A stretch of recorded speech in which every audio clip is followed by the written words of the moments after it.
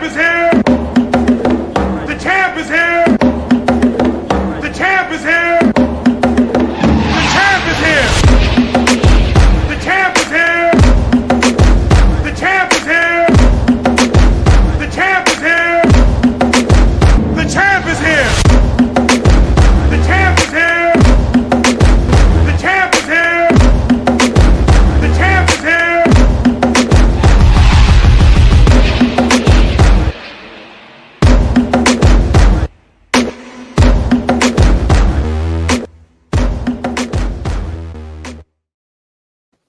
Welcome to State Champions Podcast, where it is always a celebration.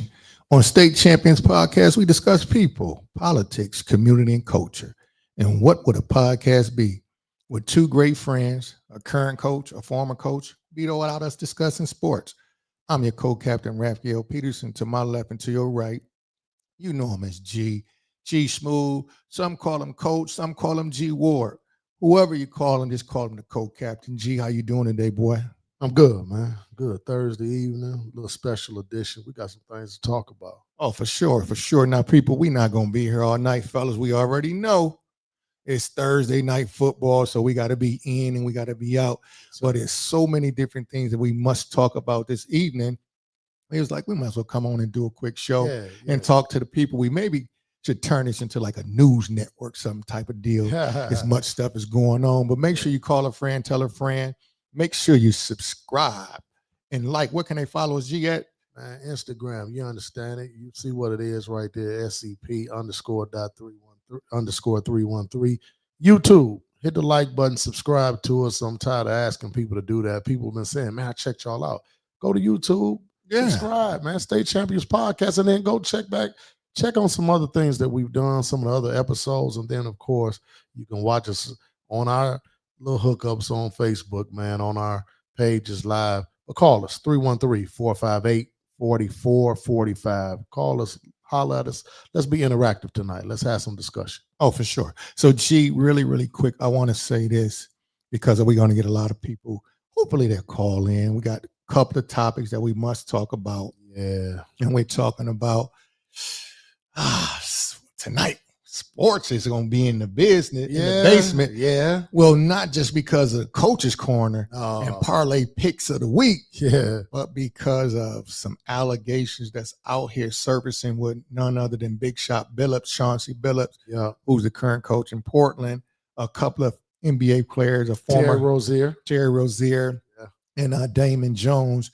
Man. But it's a lot to unpack. Of course, we must talk about the situation with Pastor Marvin Winans here in the city of Detroit. Got to. How he, in my opinion, ridiculed the lady, and because she didn't have a certain amount of money, but we'll get into that as well. Humiliated. And of course, we must talk about the No Kings Day.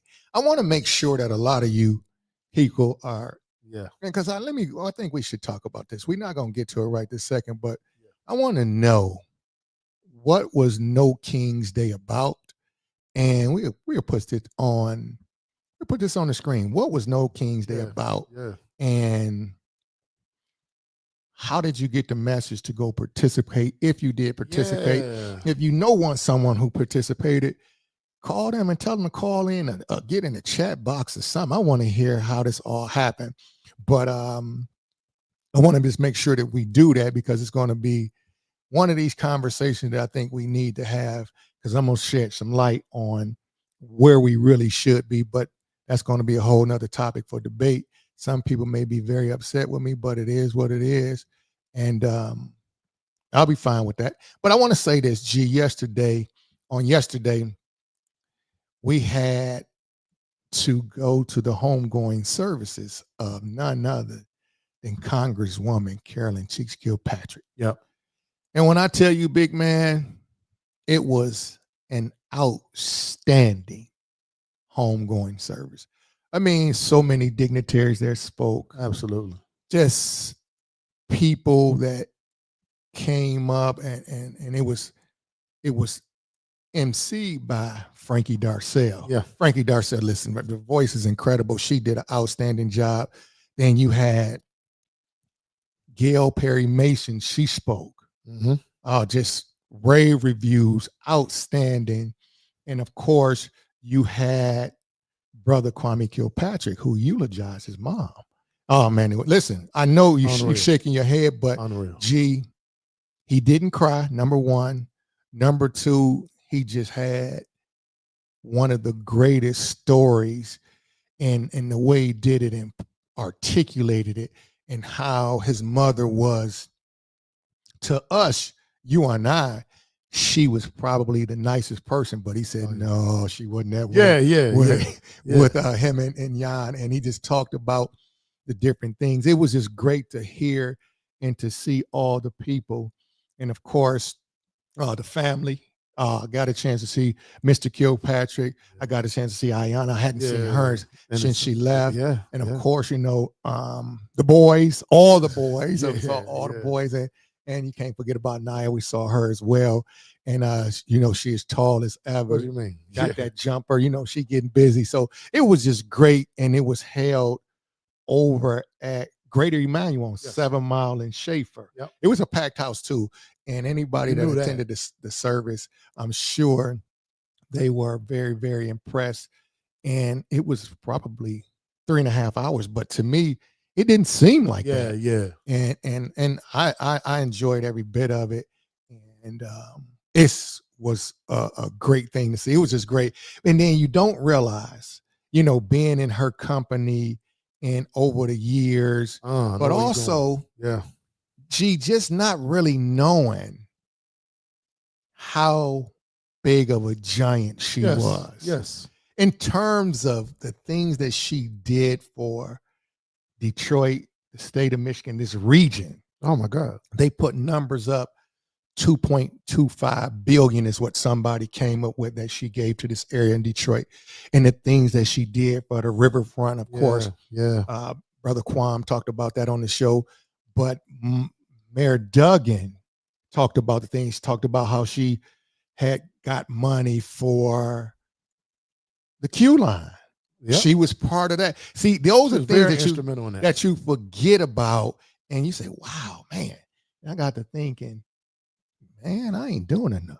I ain't doing enough, because when you go home, when it's time for us to go home, I would love for mine to be that way. But go ahead, G. I know. No question about it. It's just, and I think more than anything, she represents an era of women.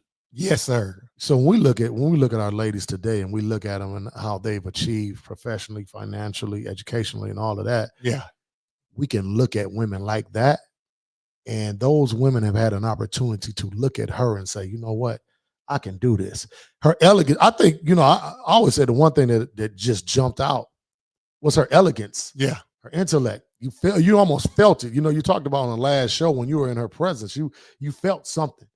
So I just think, I just pray, and I just pray that her life, I'm not going to say her death, I just pray that her life wasn't in vain, and that we can get back to that type of woman who really understands, all the things that she did professionally and politically, she was still about family. No, that's one thing. It's funny you said that. That's what I text Kwame. I said, one thing that I remember more than anything, it did make a difference whenever I pulled up on LaSalle and I went into her home, whether she was sitting on her couch, she would always say, hey, Rav, how's your mom doing? Come on, man. And how's the kids? Man. So it was great over there at Great Emmanuel Baptist Church, which leads to, and we just really appreciate her, which leads to our next topic. I know some of you out here know some people that attend Marvin Winans Church. What is the name of his church? Perfecting. Ironically. Perfecting. Yeah, this is incredible. I will say this, G. What I heard, what I saw, it was appalling. Very. So let me just give you, front load you people with the information if you don't know about this story. You had a situation where over at Perfecting, from what I gathered, he wanted people to come to the front. Be on display. There you go. On camera. And what you had to do was bring $2,000 up there. $2,000 Yeah. to be able to come to the front. Okay.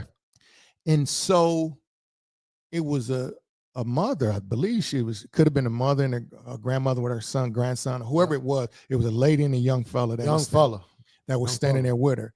And so she said, Pastor, I have $1,000 and I have another check for $235. I'm giving exact numbers. And so he said, y'all not understand it. I don't want to tell anymore. I want you to hear what he said and everything that happened.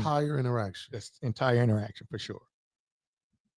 Faith and stand in unity with the vision of perfecting church of sowing this seed of $1,000 plus $235 and receiving the blessings to come to all that participated. Now that's only $1,200.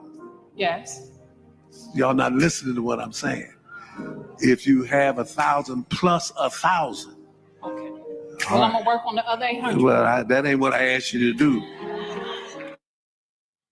Now, G, I don't know about you, big fella, but I know about me. If this is where we're at with the churches, it's kind of where we've been. Where we've been, they can absolutely siphon the money from the community. Okay. I don't know what Perfecting is doing. That's not my concern. Right. But for you to say you didn't do what I asked you to do, because you didn't bring 2,000 up. Yep. 2,000 up. You basically are out of line. You're out of pocket, and you really shouldn't be standing in my presence because you didn't follow the rules and regulations of Perfecting Church. There you go. Gee, this is crazy. What are your thoughts on this situation? And people, if you're in the comment box, go on and tell me what you're thinking. Tell us what you're thinking. Well, go ahead, G. You know what, Rav? I listened to it and I watched it. I'm gonna be honest, about 6 or 7 times. Okay. And I was waiting to hear something that I had missed. Okay. No, I was waiting to hear something that I missed. I was waiting to see something that I had missed. You thought it was a joke. Well, I thought it was a joke, and then I said, they've abbreviated the full interaction. No. And I think the most appalling part for me is when I heard that sister say, I'm gonna work on the other 800.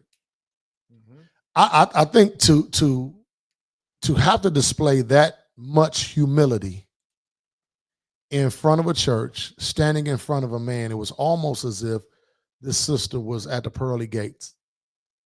Yes, sir. And she was trying to figure out a way to get in.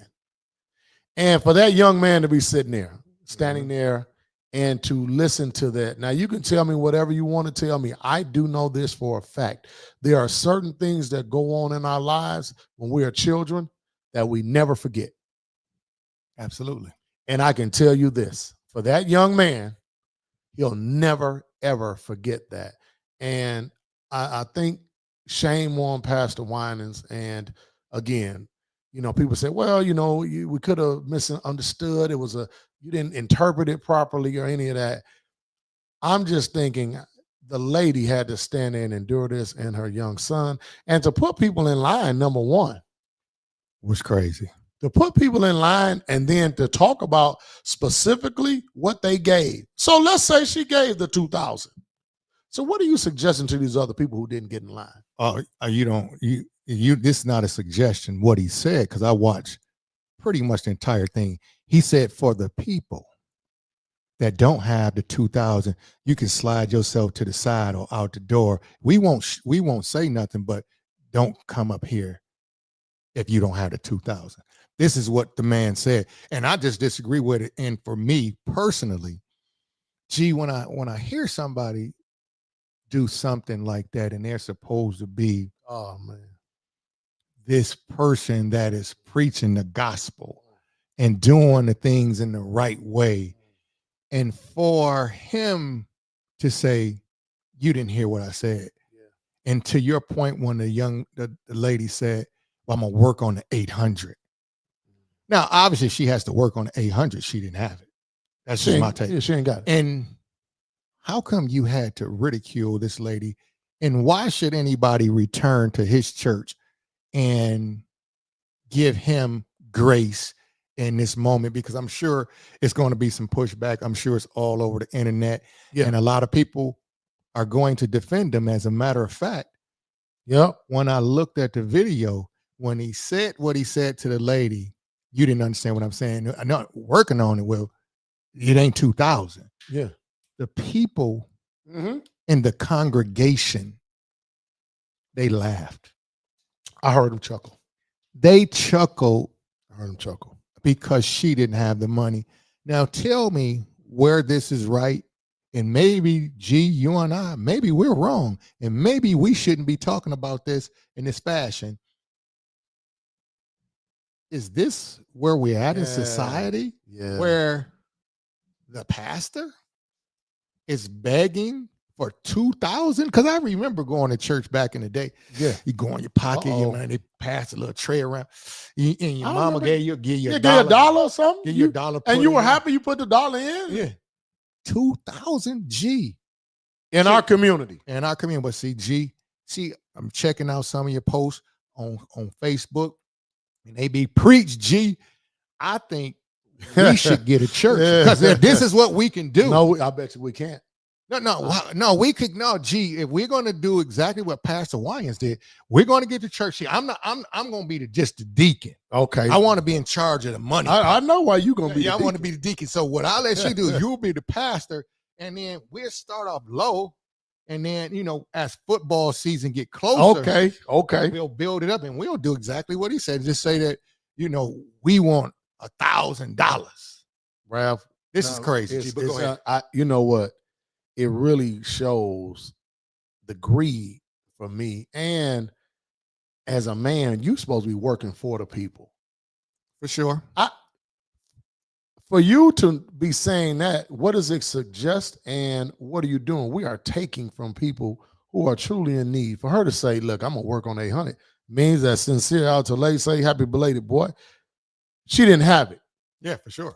And to do that really suggests a lot for me. And I don't understand. If people disagree, I would love for you to put in our chat.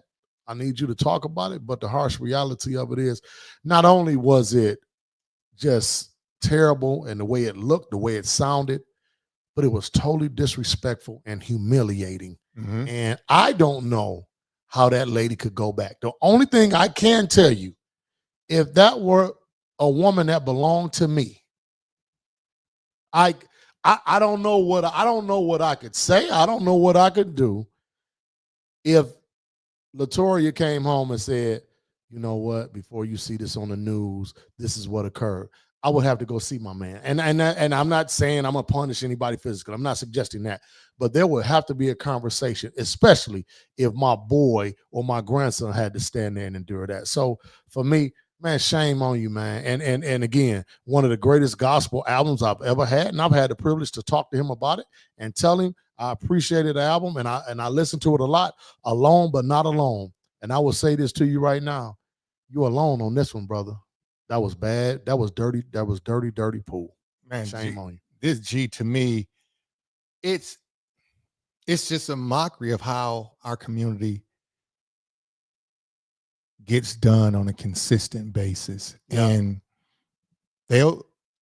pastors, whoever, corporate, in all type of industry, car industries, they suck us dry. Oh, no doubt. And then we wonder why we don't get anything, because I'm like you. I'm with you. Somebody should go up to the church if it happened to you and talk. It has to be a man-to-man conversation. Like, who do you think you are to ask for the $2,000? But this is where we at, and this is what's going to continue to happen in our community until somebody say enough is enough.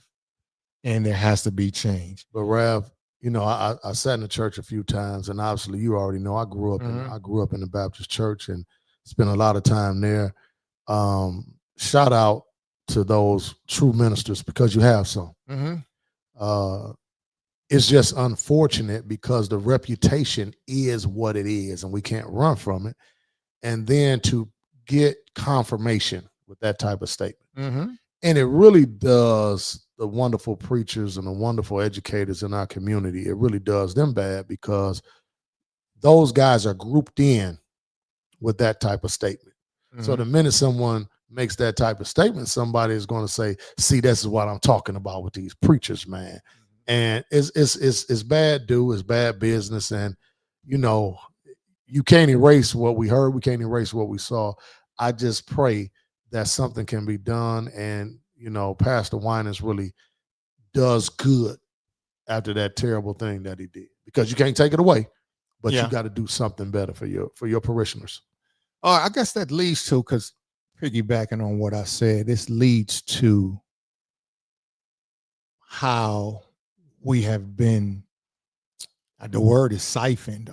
They poked a hole and they just bleed us dry. It leads to this next topic. And this is a major one, because this just happened over the weekend. The protest. No king. The No King protest. I need, do you understand what was the No Kings protest about? Do you know? And anybody in the chat, what was it really about? Well, you know, the funny thing about it is, you know, Ceasefire Detroit was requested by DPD to come out and just provide some presence at the protest down near the train center. Okay. And, you know, initially, you know, people say, oh man, it's going to be, you know, Trump supporters down there. Well, they came, but the premise of No King was anti-Trump. Okay. And there were, over the course of the weekend, throughout this country, there were 7 million people. Okay. Who came out to protest specifically on that Saturday to discuss and protest and really say a lot of things against Trump, and to really say that this movement and, you know, what they look at as him trying to become a king, so to speak, as opposed to being a president, and where he will have ultimate control. They've had a lot of things to say about that. And, you know, they came out on Saturday, and, you know, there wasn't too much disturbance here.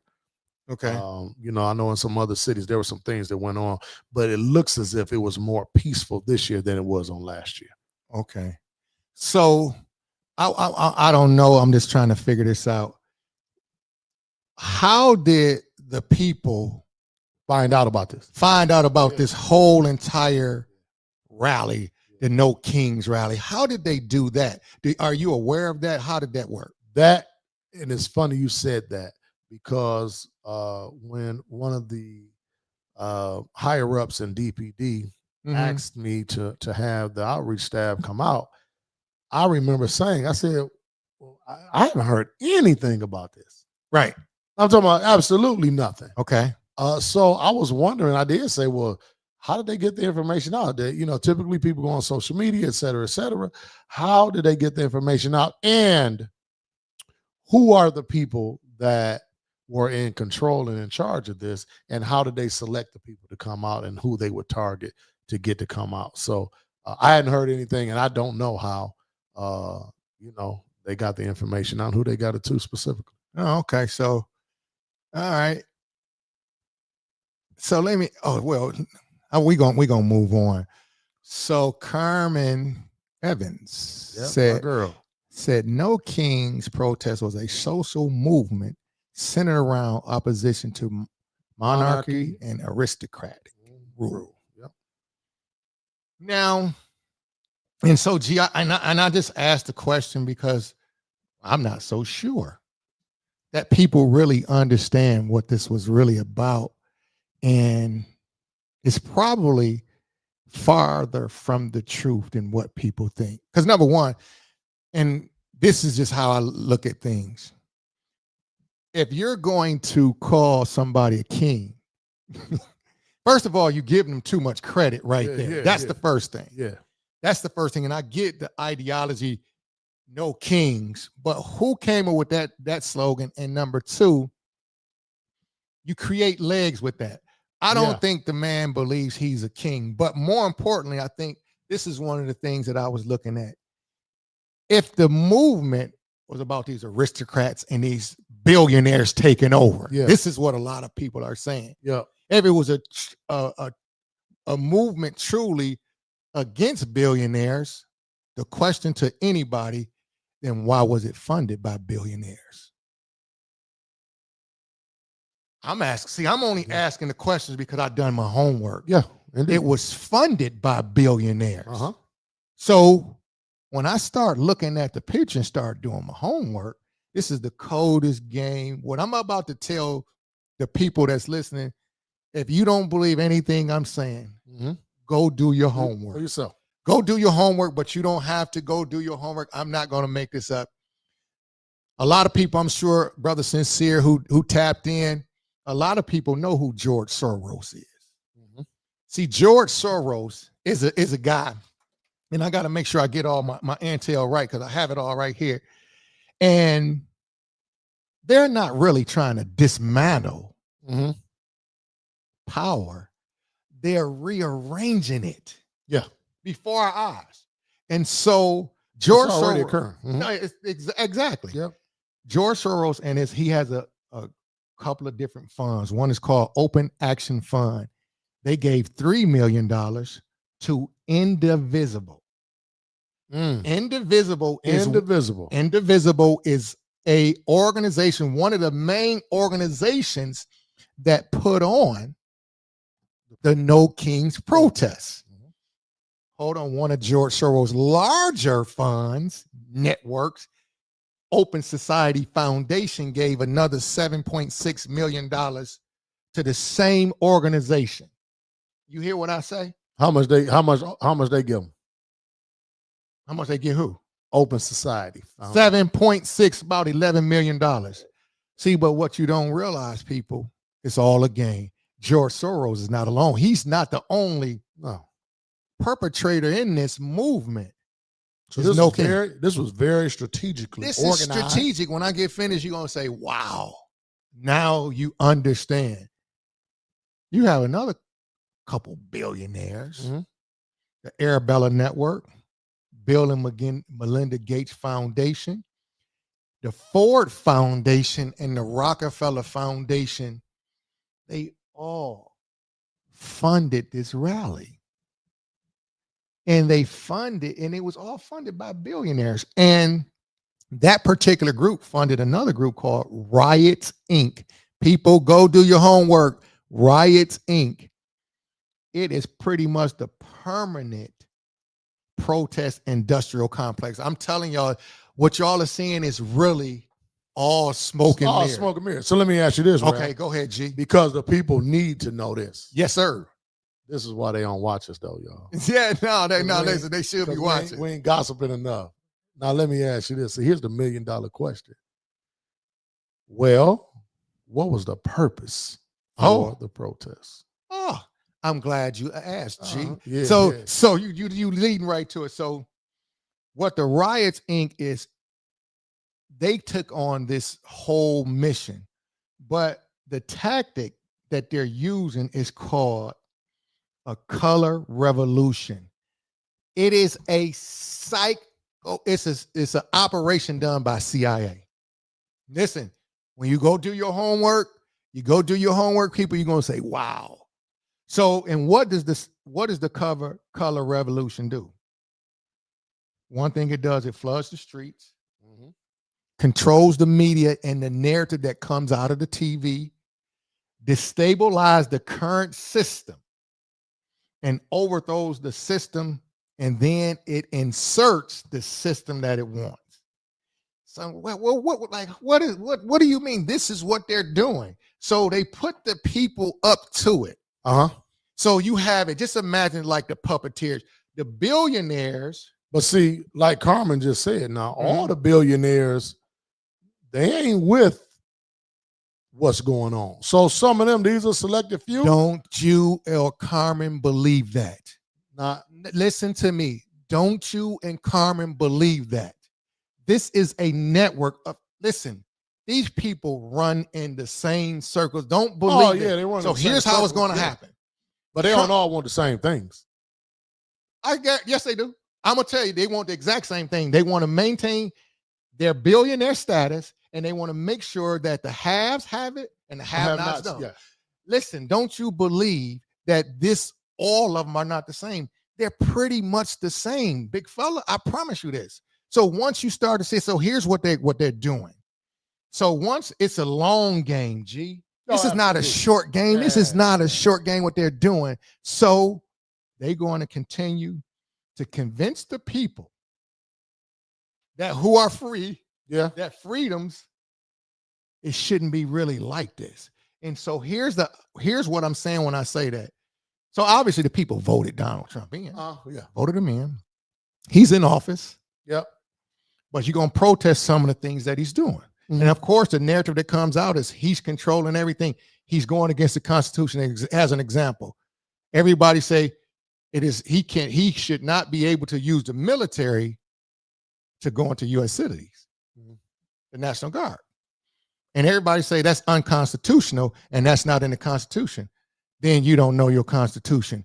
1807, go look up the Act of 1807, and then you'll figure it out. And then you'll say, oh, this is not nothing new. And what nobody understands, he's not doing anything in that capacity when everybody says that. That's not true. It's in the Constitution. This was an act that was put in 1807. Mm-hmm. Listen, 1807.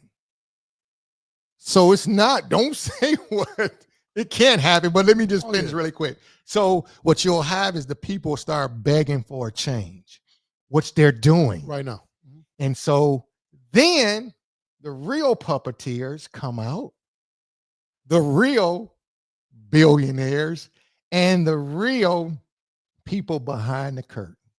I promise you, and the people gonna come from behind the curtain. All they're doing, G, is rearranging the money. These people are absolutely the same.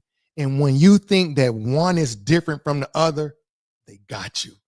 They have you, listen, hook, line, and sinker. They're all the same. I'm just telling you what I know. And if you do your homework, you'll look at it, you'll say, dang. Oh, so they gave this money. And what you have to realize is the people that's giving the money now, the George Soros, the Bill Gates, and Melinda Foundation for it, remember, those were the same people that we wouldn't consider kings, meaning when we'll use the Biden administration as just a over the top. But you got to remember, remember they said, you have to go in the house because there's an emergency. Yeah. You can't work if you don't get the poke. Absolutely. You cannot even participate or fly if you don't get the shot. Mm-hmm. You don't. Hold on. Let me add this last one. And also, if you remember in the last election, they inserted Kamala Harris in with no vote. But people won't call that no. They won't say, oh, that's if that's not a dictatorship, I don't know what is. Yeah, I mean, ahead, but the harsh reality of it is, I've said this before, like all of it is a game, and we're pawns in it. Oh, ain't no question about it. And we're pawns in it. As you watch it, each party, they in this thing together. You know, like you said, it's the billionaires doing their thing and people over here doing their thing. But in the end, they are making a way for more money to be made. And that's the bottom line. But for who? Because it's become a business. But for who, though? Oh, rich folk. No, billionaires, the elite. So Carmen said this. Yeah. I don't believe the people voted Trump in. She said she believed Elon Musk had something to do with the voting machine. Could have, probably, but just understand that could be a viable thought process. Oh, yeah. I don't put nothing past them anymore. I can know. I'll be like, any of them. No so doubt, then no they doubt. insert him, Donald Trump, in. Yeah. And say, you be the bad guy. We gonna have smoke and mirrors. You do a couple of things over here. Oh, yeah, you do your thing over here. In the meantime, in between time, we're going to take care of this business over here.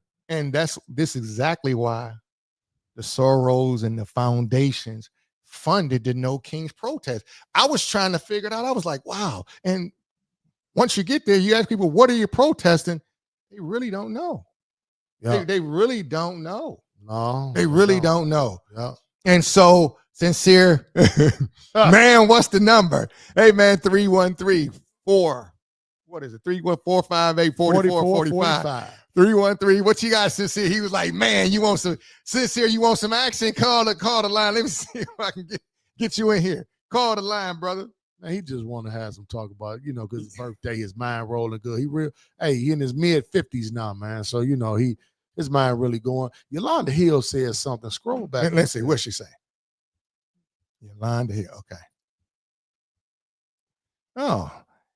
It's the actual use of military that's a problem, or how strategic and targeted they are using the military in urban communities. Go back to listen. Go back to 1807. You'll see it, and you'll say, that makes sense. And I agree. It shouldn't happen. I agree 1,000%, Yolanda Hill.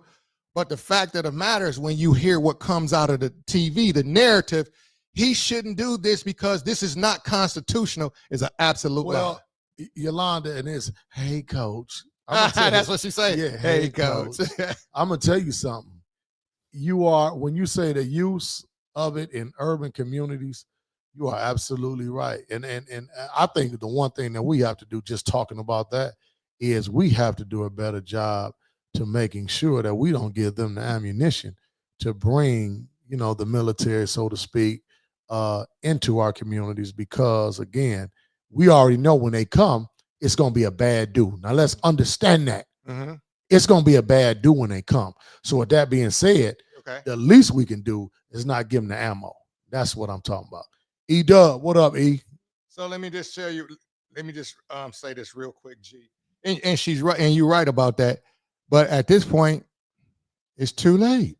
You know what I mean? It's too late. And I'm pulling it up because I want to read it to you. Really read it to everybody. And so, the Insurrection Act of 1807 is the U.S. federal law that empowers the President of the United States of America to nationally deploy U.S. military, and is federalizing the National Guard units of the individual states in specific circumstances, such as suppression of civil disorder, insurrection or armed rebellion. That answers your question. So when people said on the TV that it's not constitutional, it's right there. So I'm not going to make these things up. I just want to let you know, we have to be careful about who's pulling the strings. Yeah. And it's like that puppet master. So the billionaires are controlling the strings of the millionaires, and the millionaires we'll say, the rappers, the athletes, and the Oprahs of the world, and all these people. And then they get the people, us, because we're going to follow them. We're going to follow them. Yeah. And so, but all the time, and I promise you, listen to me, if you don't believe anything I ever said on this show, billionaires stick together. It's no other way around this. Yeah. Billionaires and elites stick together. That is a fact. What up, though? Fellas? Audio. Yeah, what's going on? What's up? What up? What's going on? But listen, so I'm telling you, G, I guess that's part of this. It's almost like make-believe. We're like living in a matrix. Yeah. It's almost, can you remember the WWE? Macho Man Randy Savage. Yeah, I ain't really watching it. No, but I'm just thinking about it. I know what you're saying. You got Macho Man, you got the Hulkster, Hulkamania. Yeah. You couldn't tell people that was fake. Oh, think about how long that's been going on. Oh, man. And people attend this as if this is real. What you mean? Little Larry used to watch it so much, man. I used to be like, man, you watching that, man? So this is what's happening. Yeah. Same thing in the world. Yeah. Where it's all a stage. Yeah, it is. And we're just watching. But man, anyway, we got to keep moving because Thursday Night Football is about to come on, but we're going to keep it going really, really quick, G, before we get out of here. We have to talk about our main man, Detroit. Big shot. Yeah, go ahead, G. What is it? Yeah. Big Billups. Yeah, man. Big Damn, Chauncey. Shot. I'm sure a lot of you have heard that Chauncey Billups, Detroit's own head coach of the Portland Trail Blazers. He NBA Hall of Famer.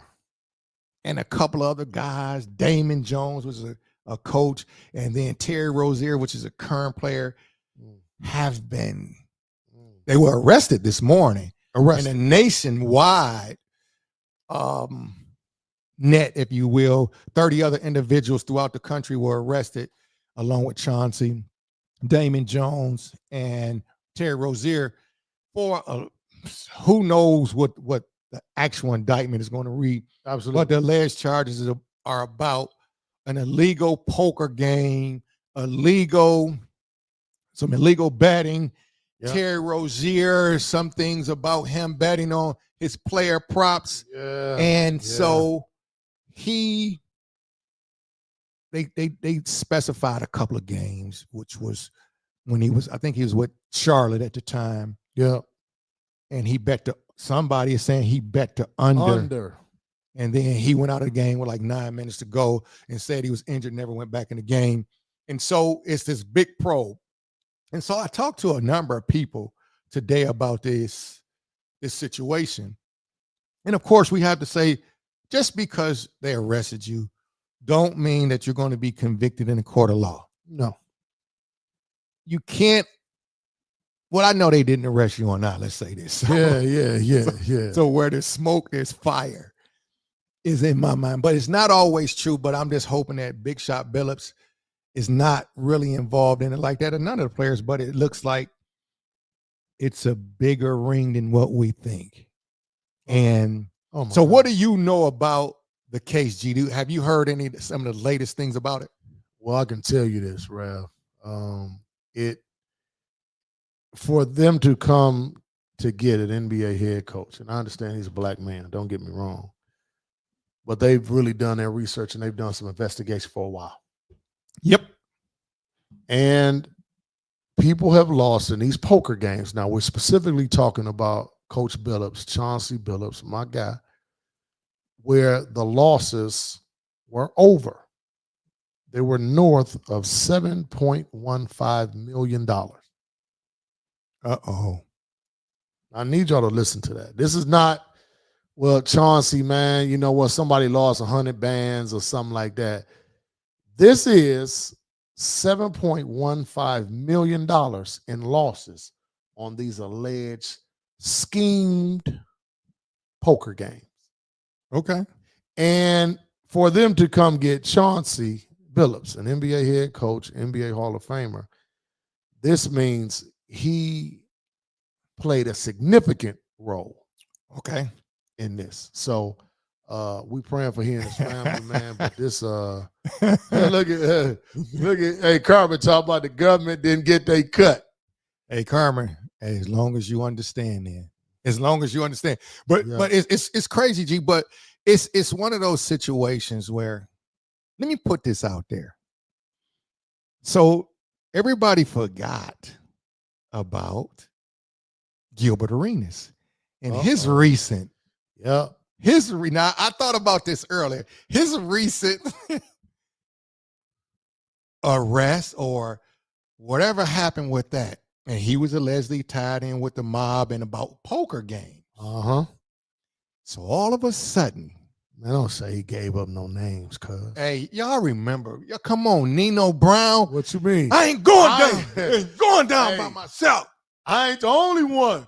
Listen, it's going to be. If I'm going down, it's going to be interesting to see, did he provide some information? Don't say it. So you have a couple of things.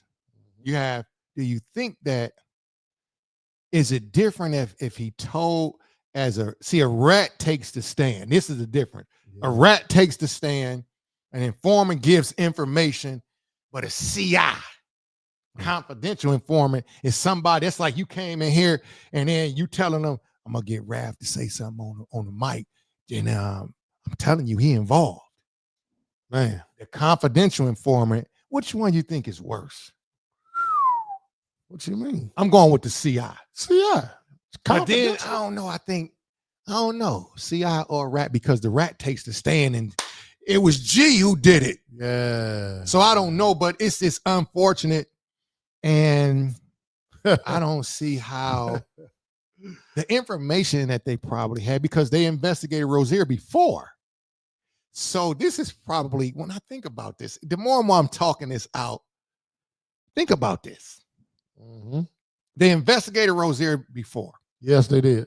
I've heard this scenario play out in the neighborhood. They play. A dude get arrested. Yeah, then he go back. No, he get arrested. Oh, then he come get out, bond out. Man, listen, I got arrested. They ain't had nothing on me. Yeah, they ain't and had then 2 years later, they come get him. No. They come get some other people. Yeah, that's the most important. What do you mean? Yes. Because then now he done wore that wiretap. And he done said some things. What my man GT saying? Hold on. Yeah. Let me see. G, what you got? Sad part, the mafia didn't even like blacks. No doubt. Yeah, of course. You know, this is how it is. And to the point, G, mafia don't. I don't really think. We don't either. No, listen. It's nobody. Democrat, Republican. You name it. They don't. So then, therefore, it's all part of the game. But anyway, also, Yolanda said she said snitch. She said snitch. Hey, coach. Man, you call a big. Hey, she said he a snitch. No, but listen, I don't know. Terry Rozier got 4 years, $96 million. He's a fool. Well, so here's what I think nobody really understands. Okay. It's how they get sucked into it. What are you talking about? Because like they say they were fixing different things, fixing the poker games around the country with some big wigs. Well, they probably lost money. Yes, they did. And then they got in over their head. They gambling with these mafia people because they named some of the mafia families, and I was like, wow, this goes way back. What are you talking about, Ralph? And so it's the Genovese family. Yeah. The Gambinos. Hey, man. And they probably got in over their head and they said, well, what we could do, we can, man, with some other players. Just we're going to get some players together, Chance, man. And y'all fix the game. Y'all just fix the game. And then you cool. We know you can't pay all of this. It's a little too much. But do us this favor and you're going to be good. Got you. There's a game in question in 2019. What game would that be, G? In Vegas. 50 grand. So again, like you said, Ralph, so really this thing done built up. Yes. 50 grand. They in Vegas. Man, Chauncey done did something. This was 2019, brother. Hey, that tells me. What did it tell you? A lot of people are talking and you have those informants and those CIs. These guys are behind the scenes and telling. And at the end of the day, hey, you put yourself in there, things can happen, especially when you get in over your head. I just think about, Detroit and the big gambling joints around here. And I mean, none of these things happen. I mean, it just didn't happen. Now, somebody might have got pew because they didn't pay their ticket, but they wasn't fixing the poker games and the tunk games and the blackjack games on King and stuff and Euclid and all over there. They wasn't doing that. But man, it's just unfortunate, man. It's crazy. CI, confidential informant. That's what it means. Yeah. Confidential informant. So then they hide you behind the scenes, and that's why I don't like them. I don't like none of them. But to the point is, what is worse? I don't know. Anyway.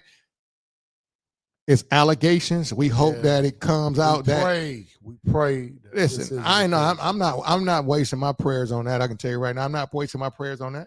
I got some other things to pray for. Yeah. I'm gonna pray. Skip all that. Listen, you can waste yours on that. Listen, they're adults. They got themselves and they can get themselves out of that. We got to pray for some kids and some better schooling around here. We can use another prayer for that one. Don't use it on Chauncey. Them dudes got tons of money, Dilly. So anyway. That leads to the next thing. So always remember, people, the fix is in. Now, you hearing the allegations? Yeah. Y'all think this happening in football? Y'all think this happening in football? Is this playing a part in Parlay Pete's? I ain't no question. This playing a part in Parlay Who fixing the game Sunday? Listen, don't worry. Listen. See, this is what I'm saying. I think you might be a CI over here, man. Hey, man. I'm just going to give up the book. But listen, what you going to do? Right now, we got to get to it. Let me get to it. Where we going? We going on parlay. You want to go parlay picks of the week? Let's go because we got to get because the game about to come on. We ain't trying to keep nobody from it. Sincere trying to. I know Gary done had his supper already. All right, here y'all go. Parlay picks of the week. Here we go. Ladies and gentlemen, it's time for the absolute best unknown handicapper in the country, Parlay Pete. With Parlay Pete's Pick of the Week. All right, Parlay Pete's Picks of the Week. Coming off the heels of the investigation, people, always remember, you heard it here first. Don't be mad about the fix. You got to be in on the fix. That's all you need to know. Here you go. So, Here you go. really, really quick, anytime I'm doing my picks, G, I'm making sure that I put all that information there. Who behind the scenes, who hanging out with who, all those things. I'm going to give you 3 teams for last week. The last 2 weeks, we lost the parlay by 1 team each week. Yeah, you did. Last week, we lost because Geno Smith didn't show up. All we needed the game was to go over every other game we covered. We did everything fine. So, all right, here's what we're going to do. Listen, Green Bay Packers take the -3. Take the -3 with the Green Bay Packers. I'm giving you a 3-team parlay. And listen, this week, because it's only 3 teams, you got to increase your bet and increase your bet to a 50 or to a honey bun. Okay. Listen, increase. Dallas is on the road. Who Green Bay -3 against, though? You got to let the people know, because the ladies or somebody might not be fully aware. Oh, man, I thought y'all already knew this. Let me Green Bay has, let me see. Scores and odds. Green Bay is playing. Oh, man, I can't remember. Oh, Green Bay got your man now. Packers got the Steelers. They got the Steelers in Pittsburgh. So you take Green Bay -3 on the road. On the road, take them -3. Okay. Dallas is playing none other than the Denver Broncos. Dallas is they're not the favorite. Getting 3.5. They're getting 3.5. Take Dallas. You don't even have to watch the game. Ooh. And the Eagles are playing for the second time in 3 weeks. The New York Giants beat them 34-17 on a Thursday night game. Was that Thursday night or Sunday night? Whatever it was. Sunday. Take the Eagles to roll them up. -7.5, folks. Take the Eagles -7.5. Dallas plus the 3.5. Green Bay -3.5. You don't have to watch it. You can just get ready to count your money. We got to get right to it, because we're going to go Coach's Corner. And then we're going to ask you a few questions about there we go. how we're looking at. Get ready for Coach's Corner. A one-time Michigan Coach of the Year, George T. Ward, gives his coaching perspective. Let's get to it. All right, Coach G. Ward, he's back. Yeah. We're going into week 8 of the NFL season. Sure are. The Lions, were they 4-2? They off this week. 5. 5-2. 5-2. I'm trying to say that because I'm going to owe somebody some money once if they win that game. You might don't worry about that. Don't even worry about that. There's no guarantees. So now listen. Coach's Corner. Is it a foregone conclusion that the Lions will get to the Super Bowl this year, based upon what you're seeing? Because now let me just preface this. Monday night game, it was jumping here in Detroit. Tampa Bay Bucks come in, they were rolling. Yep. And the mighty Detroit Lions. Yep. Led by none other than Sheila Ford. Yeah.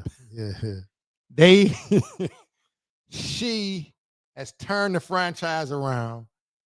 They went on Monday Night Football 24-9. Mm-hmm. Do you see them going to the Super Bowl and winning it all? I tell you what, Ralph, right now. You ain't got much time on. Start off with all this slow mess. You got to hurry up, because people trying to get to the Lions. The Lions are going to the Super Bowl. The Lions? The Detroit Lions will be at the Super Bowl, and they will not, for the first time ever, they will not buy a ticket to get there. It will be interesting. It will be a festive time. The Lions will go to the Super Bowl. And they may play those mighty Chiefs, but I think the Lions will be there. Dang, I got a comment. The Lions Lions will not be there. Gary T. Everett, I can tell you, he is not going to start kicking. If he start kicking field goals, then I'm with you. But if he don't, it's not going to happen. What people don't realize, Lions, when they played the mighty teams, when they went against Kansas City, they got rolled up. Who else rolled them up? Who else? Green Bay Packers. Green Bay Packers. The Lions really haven't beat anybody. That's what people don't realize. Yeah. And they beat a team on Monday night Yeah, who that were was decimated with injuries. There you go. So I'm not so sure. As were the Lions, but go ahead. Listen, don't worry about that. We talking about winning the Super Bowl. So, all right, let me ask you this. This week, Lamar Jackson is coming back. Mm-hmm. Do you think they can revive their season? They're 1-5. And this week, the Baltimore Ravens, they have Chicago Bears. Yep. They'll get back on track. I believe Baltimore will end up, and it's a good thing about it, with Joe Burrow being hurt and Pittsburgh kind of still trying to find their way with Aaron Rodgers. I just truly believe that Baltimore is going to end up 10-7. Baltimore 10-7. I think Baltimore is going to end up 10-7. They're just going to walk it down and walk it down. The thing that scares me most is defensively, they aren't tackling, they aren't physical as the Baltimore teams I'm accustomed to seeing. But I believe they'll be 10-7 and they'll be getting it. So I'm not so sure. You said Lamar ain't playing? No, Yeah. Lamar is playing this No, week. they saying he's supposed to be playing, but I wouldn't play him just because of the hamstring. And if he re-aggravates it could be all bad unless he goes going to stand in the pocket, and that's not Lamar. So let me ask you this: surprise team, the Indianapolis Colts. Indeed. I tell you what, Indianapolis Colts. Here's a bonus pick this weekend. I think now. Let me just double check. I don't want to say this out loud.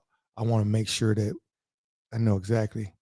They have Tennessee Titans. Nope, they won't beat them. The Tennessee can't. They don't have a shot. Yeah. But anyway, that spread went from 2.5 to 14.5. You might want to take the 14.5 and see what you can do. But anyway, can they be the surprise team and make a run that nobody could even imagine with Daniel Jones, who they let go out of the New York Giants? Yep. So, I'm not so sure. So you like Indianapolis? So how far do you think they can go? I think the Indianapolis Colts, the way they run the football, I believe they will be in the AFC Championship game. They'll definitely make it to the divisional round.